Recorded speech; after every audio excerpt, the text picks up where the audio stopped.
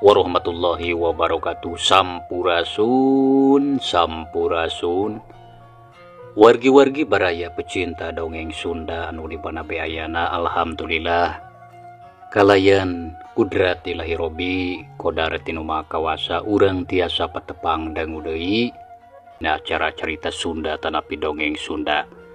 Urang nuluykeun hanca carita mitra masih dina judul Janji Nu Bawa Pati, hasil karya tanapi karangan Amboros anu ayeuna bagian ka-50 genepna.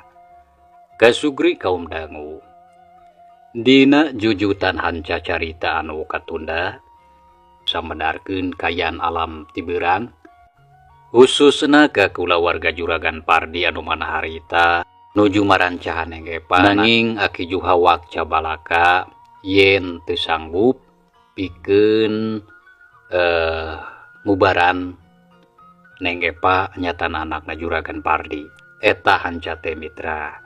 Sumaga mitra ameh teu nyangkolong kana waktos urang puseurkeun deui perhatian urang kana ieu carita. Yang Pardi eueuh deui cara lamun ieu budak hayang cager, ujang kudu bisa manggihan saurang jalma anu bakal sanggup pikeun yang hareupan kakuatanna, mampu meruhkeun amarahnya sarta apal kana sakabeh anu jadi kasang tukangna. Saterusna bisa nyampurnakeun arwahna. Tah kitu nurutkeun aki mah. Sajabati kitu sigana eueuh deui cara anu sejen. Jawab si Aki mere keterangan anu sajelasna sarta nitah sangkan Juragan Pardi kudu bisa neangan seurang jalma anu bakal sanggup pikeun yang hareupan eta setan anu salila ieu ngaganggu ka kulawargana. Sabab ari si Aki mah bener teu sanggup lamun kudu yang hareupan eta setan lantaran teu nyaho kana kasang tukangna. Oh, janten kitu nya Aki. Tapi di mana eta jalmi teh ayana? Nyadu kateuing dah ki oge teu apal. Lantaran eta jalma eueuh tandanya. Tapi sanajan kitu, ulah pondok panghareupan jang. Sarta gunakeun sakabeh akal tarekah, teangan nya moga-moga bae aya idin ti Nu Maha Kawasa. Engke dipanggihkeun jeung saurang jalma nu bisa ngubaran anak ujang. Tah sakitu keterangan ci Aki mah. Hampura Aki teh lain embung nulungan, tapi bener-bener Aki teh ku ayeuna mah teu sanggup. Ceuk si Aki bari rutret ka Juragan Pardi jeung Mang Ocin anu ti tadi ngabandungan. Aki, sawios pamisalila rares teu sanggup mah. Sakitu oge tos pirang-pirang nganuhunkeun abdi teh kana kasayan sareng bantosan ti salira. Nya atuh ayeuna mah kantun abdi anu kedah ikhtiar ngagunakeun akal tarekah. Nya boga bae tiasa dipendakeun sareng jalmi anu tiasa ngaladongan pun anak. Sakalian anu tiasa nyampurnakeun eta setan ngarah teu jol deui ngaganggu ka abdi sakulawarga. Nya kitu. Macak oge geus ayeuna mah ulah meceunan waktu. Sakur anu bisa dilakukeun mah sok buru-buru jalankeun. Lantaran bisi teu kaburu. Mangga Aki tangtos ku abdi bade dijalankeun saenggalna. Tah kitu hadeuna mah hayu atunya Aki mah rek balik ayeuna mah.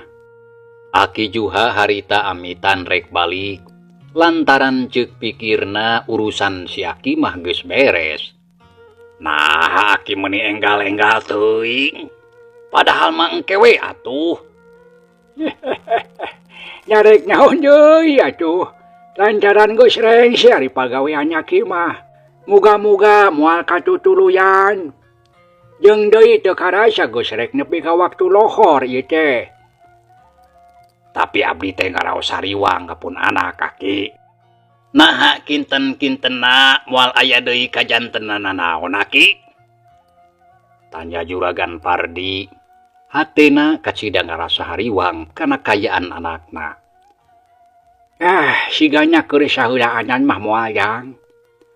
Lantaran tadi si setan geus nyingkah. Nya moga-moga bae cing ulah datang deui. Tapi omat anak ujang ulah ditinggalkeun sorangan. Tungguan we sakali sewang pilih genci. Ceuk Aki Juha mere papatah. Sangka Neng Epa ulah ditinggalkeun sorangan. Sabab si Aki hariwang bisi aya deui anu ngaganggu sarta teu kanyahoan. Sumuhun mangga Aki mangga. Yang Pardi, yang Ocin. Hayu atunya Aki marek balik. Aki Juha amitan ka juragan Pardi jeung Mang Ocin. Samemeh indi tret ka Neng Epa anu katempo sigana mah terus sare. Ku si Aki harita diplong. Piwirna gegeryeman sanggeus kitu si Aki keluar ti kamar dijajabkeun ku Mang Ocin nepi kana teras. Nya terus ngobrol heula sakedeung tapi teu lila. Geus kitu mah jerut turun kaburuan. Satuluyna Aki Juha ngaleos rek balik ka imahna ditingalikeun ku Mang Ocin nepi ka ngiles pelebah pengkolan. Saterusna mah teu kaciri. Sabot keur kitu aya mobil asup ka pakarangan. Reg eureun jerut anu tumpakna turun anu tayalian ti Sarip harita teh kakara datang. Sarta ngahaja balikna beurang keneh lantaran inget kanu jadi adina. Sok inggis aya kajadian anu teu dipiharep. Ningali Sarip geus mulang.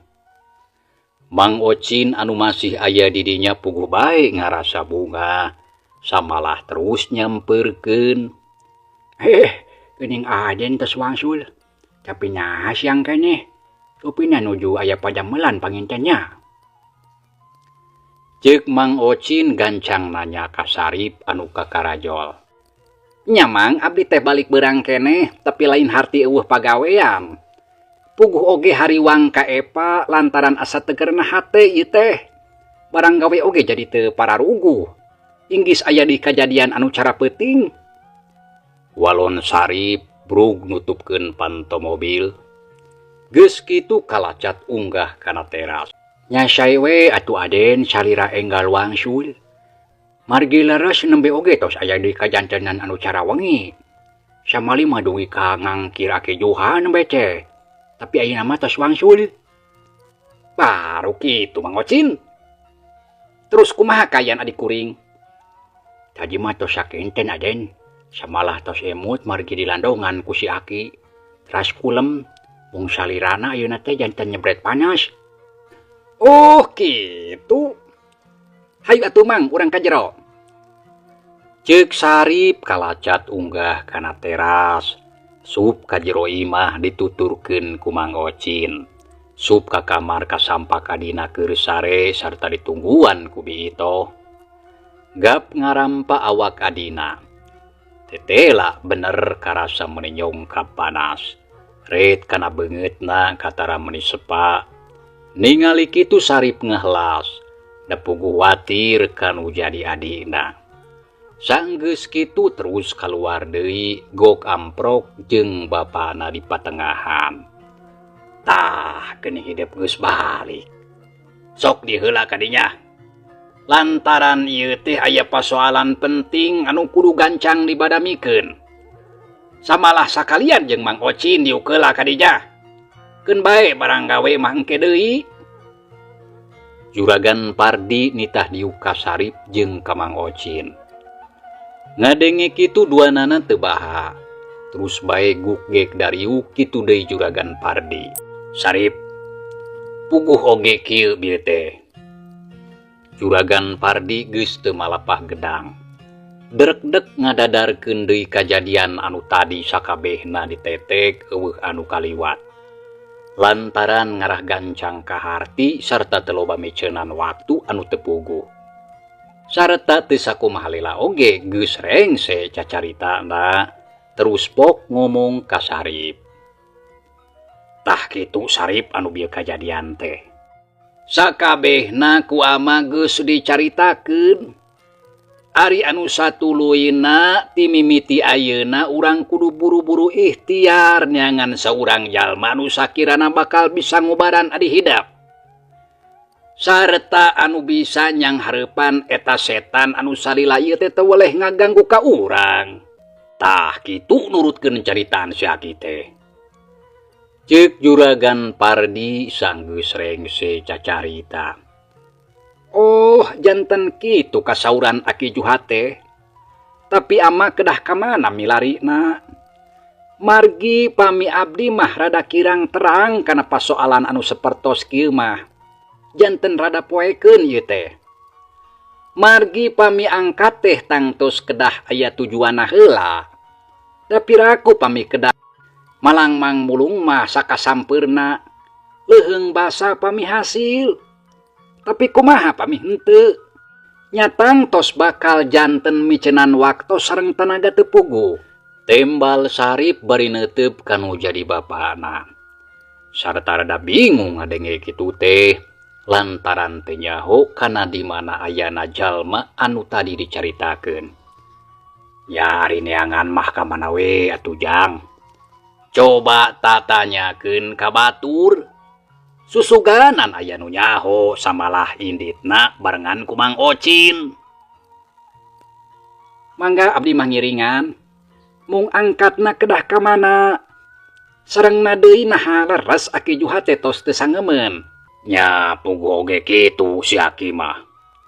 Geus teu sanggup nyaritana mah matak nita jalma sejen oge. Lantaran elmuna teu cukup cenah. Tapi kumaha dinurutkeun Mang Ocin cing atuh kuring bere bolongan. Juragan Pardi ngareret ka Mang Ocin anu ti tadi sarengep ngabandungan. Pami nyumutkeun pangemut pun Mang mah kieu we atuh Juragan kitu deui ka Aden. Kumaha pami ngawitan dinten enjing mah urang pilarian we atuh ka unggal lembur. Urang papai ka sabanyesa. Sarta urang teras tataroskeun mamanawian atuh. Tiasa diparengkeun pedak sareng jalmi anu dimaksad. Anu tiasa ngalandongan tuang putra sakancanan ngusir jurignya. Walon Mang Ocin nyaritana daria terus rutret ka Sarip jeung bapana. Tah bener kitu Mang Ocin. Ade tah usul teh. Coba poe isuk mah ngider atuh ka kampung-kampung papai ka unggal desa. Sarta datangan ka pasantren jig teangan dukun lepus paraji anu sakti, ustad, ulama, sarta ajengan sakur anu ngomong sanggup mah ondang cenah datang ka dieu. Juragan Pardi ngomong da katingali meuni daria mere parentah ka Mang Ocin jeung ka Sarip. Sangkaneangan dukun lepus paraji sakti, ustad ulama sarta ajengan anu sakirana sanggup nyageurkeun Neng Epa sakalian bisa nyingkahkeun jurigna. Mohon mangga ama pami kitu mah. Keun atuh ngawitan dinten enjing abdi sareng Mang Ocin bade milarian eta jalmi. Nya mugia bae atuh tiasa kapendak sarta ikhtiar anu dijalankeun ku urang teh sing aya hasilna. Jawab Sarip nyanggupan kana pamenta anu jadi bapana. Nya geus meunang kaputusan anu sarupa kitu mah. Prung tiluanana ngarobrol meuni uplek, tapi teu jauh ti nyaritakeun pasoalan anu tadi. Nya saenggeus aya kana sawatara waktu, Jung Sarip cengkat tina diukna terus kebat ka tukang rek abdas. Lantaran can ngalakonan salat lohor, kitu deui Mang Ocin nuturkeun. Sedengkeun ari Juragan Pardi suhup ka kamar goledag ngedeng dina kasur, teu lila reup sare tibra. Kasugri kaum dangu. Mangsa alam harita geus liwat ti wanci lohor. Panon poe geus lingsir ngulon panasna karasa meuni moreret mata kareudang jeung bayeungyang kana awak. Gancangna carita caturkeun dina poe isukna. Rebun-rebun kene Sarip jeung Mang Ocin geus saragedangdan. Lantaran rek ngajalankeun rancana anu kamari geus dibadamikeun. Sanggeus sagala rupana dianggap tarapti, Sarip jeung Mang Ocinnya terus arindit kana mobil, terus ngider ka pakampungan mapai-mapai ka padesaan. Reg mobilna eureun terus tatanya ka batur susuganan aya nu nyaho di mana ayana saurang jalma anu bisa ngarengsekeun eta pasoalan.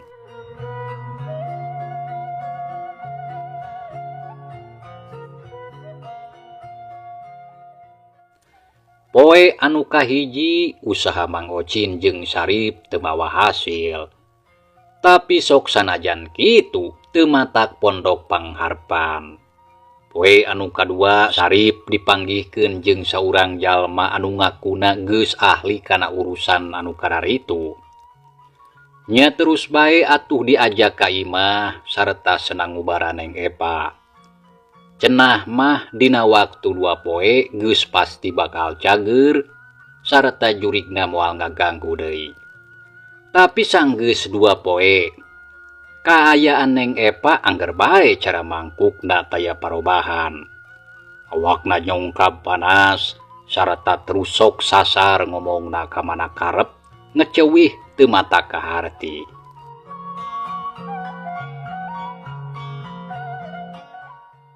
Isukna jol deui aya anu datang. Dekul atuh Neng Epa diubaran sarta terus dibere cai keur nginum jeung keur mandi. Anu dimaksud sangkan jurigna nyingkah. Tapi hanjakal mitra, sanggeus kitu teh teu katingali parobahana. Isukna datang deui anu sejen. Dekul diubaran deui cara kamari. Samalah kitu jeung kitu bae nepi ka aya kana sababaraha poe ka imah Juragan Pardi loba anu daratang. Tapi saurang oge keukeuh anu bisa nyageurkeun kana panyakitna. Samalah kaayaanna kalah tambah parna. Nya ku sabab kitu Juragan Pardi antukna mah mawa Neng Epa ka rumah sakit. Puguh ngarasa panasaran hayang nyaho kana kaayaan anakna anu sabenerna. Nya terus atuh dipariksa ku dokter anu geus kawilang ahlina samalah harita dirawat aya kana samingguna. Tapi kaayaan Neng Epa angger bae taya robahna. Ari panyakitna teu puguh lantaran dokter oge teu bisa ngajelaskeun. Barang nincak kana poe anu ka-10. Neng Epa bebeja hayang balik, da puguh geus ngarasa teu betah. Sajaba ti kitu panyakitna teu cager-cager. Nya kulantaran kitu terus bae atuh dibawa balik deui ka imah. Aduh, Sarip kudu kumaha ari geus kieu? Terus terang bingung amat teh. Rupa-rupa cara jeung tarekah sakur anu bisa mah geus dijalankeun. Tapi mata kanjelu nepi ka ayeuna di hidup teh can cager bae. Samalah kalah tambah parna katinggalina mah. Obat kampung kitu deui obat kota kawasna mah eueuh anu mental.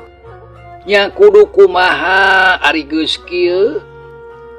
Ceuk Juragan Pardi ka karajol ka imah oge geus nembrakeun kayaan usi hatena. Anu harita keur bener-bener bingung lantaran pasoalan teu anggeus-anggeus. Ari Sarip ngadenge bapana nyarita kitu teh teu waka ngawalon. Harita jempe bae da puguh sarua bingungna.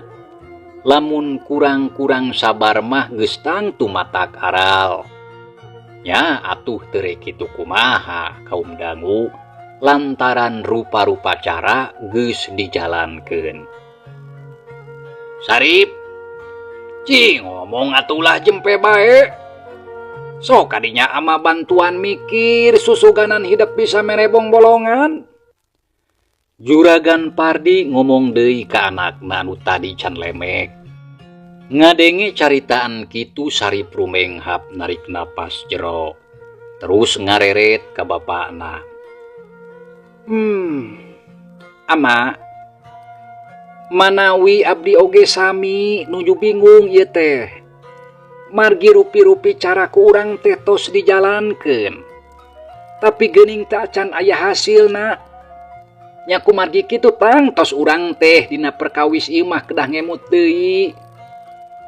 Nya cara naon atuh anu ku urang kedah dipilampah? Walon Sarip bari nyekelan sirahna anu karasa jangar asa pating jaredud.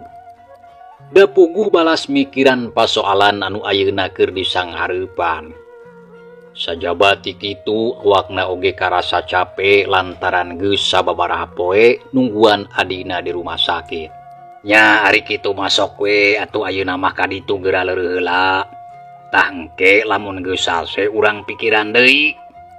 Sumuhun ama mangga atuh di kantun abdi bade ka pengker heula. Jung Sarip nangtung maksudna mah rek cai. Tapi bareng jeung kitu kadenge aya anu ngetrokan kana panto hareup. Samalah terus uluk salam. Koloyong Sarip muru kana panto gewat dibuka. Barang brai teu teh lah Pak RT Jahri anu ngahaja datang rek nanyakeun kayaan ge pahayang nyaho cager enteuna. Punten Aden. Pak RT, mangga kalebat. Sarip gancang ngabagiakeun semahna kalawan somea. Sor ngajak sesalaman sarta gancang ku Pak RT ditampanan. Geus kitu sup ka jero imah gek dariuk dina kursi. Aya semah saha Jang? Tanya Juragan Pardi ngagero di patengahan nanyakeun saha-sahana anu datang. Aya Pak RT ama. Walon Sarip ngadenge kitu Juragan Pardi anu keur diuk gura-giru nyampeurkeun. Geuning Pak RT. Sumuhun Juragan kumaha damang? Tanya Pak RT terus duanana sasalaman. Geus kitu guk gek dariuk deui. Nyari kuring mah cager Pak RT. Ngan eta anak kuring anu masih keneh can mending teh. Teuing kudu kumaha geus bingung puguh kuring teh. Rupa-rupa cara geus dilakukeun tapi can katingali parobahanana. Ceuk Juragan Pardi langsung bae nyaritakeun kayaan anakna. Wah, janten kitu jatuang putra teh teu acan aya mendingna. Awato satunya mukia bae Juragan sakulawargi dipaparin kasabaran dina nampi cocobi. Sareng mugia tuang putra teh jeung enggal damang deui sabihara sabihari ulah kateterasan. Nya puguh kitu harpan kuring oge. Sareta kuring kacidangan nuhunkeun kana pidoana nya moga-moga bae anak kuring cing gancang cager. Ari Pak RT hayang kaperluan naon datang ka dieu? Juragan Pardi gancang tumanya kasemahna bari neuteub.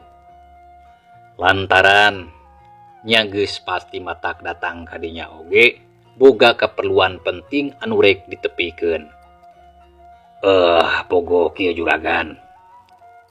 Sim kuring teh ngahaja dongkap ka dieu margi hoyong terang kana kayaan tuang putra.